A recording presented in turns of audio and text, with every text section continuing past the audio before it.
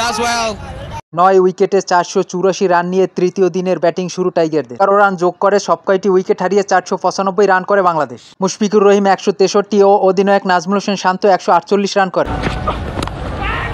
Edge 4. 495 run পিছিয়ে প্রথম innings শুরু করে শ্রীলঙ্কা। পাথুম নিসাঙ্কা ও লাহিরু উদারা বেশ আস্থার সাথে ইনিংস শুরু করে।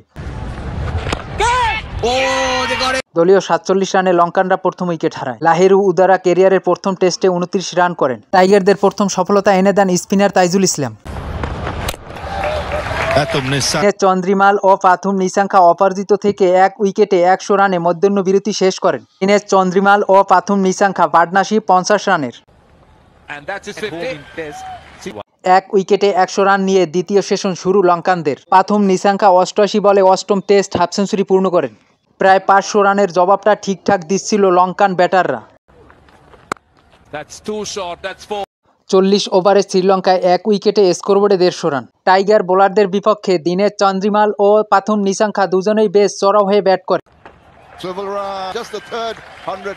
পাথুম নিসাঙ্কা 134 বলে টেস্ট ক্যারিয়ারের তৃতীয় সেঞ্চুরি পূর্ণ করেন। দিনেশ চন্দ্রিমালও 101 বলে অর্ধশত পূর্ণ করেন। দলীয় 202 রানে লঙ্কানদের দ্বিতীয় উইকেট হারায়। দিনেশ চন্দ্রিমাল আউট 54 রানে। বাংলাদেশের দ্বিতীয় সফলতা এনে দেন স্পিনার নাঈম হাসান।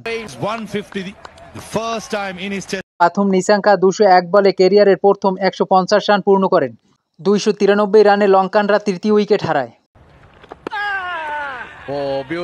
আঞ্জেলা ম্যাথিউস বিদায় টেস্টে করেন 39 রান। বাংলাদেশের তৃতীয় সফলতা এনে দেন part time bowler Mominul Haque.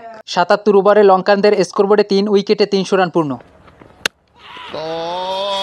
331 রানে শ্রীলঙ্কা চতুর্থ উইকেট হারায়। হাসান মাহমুদের বলে বোল্ড আউট হয়ে 187 রানে সাজঘরে ফেরেন পাথুম নিসাঙ্কা। 4 উইকেটে 368 রানে তৃতীয় দিন শেষ করে শ্রীলঙ্কা। বাংলাদেশের থেকে পিছিয়ে 127 রানে ফামিন্দু মিন্ডিস অপরাজিত 37 রান করেন।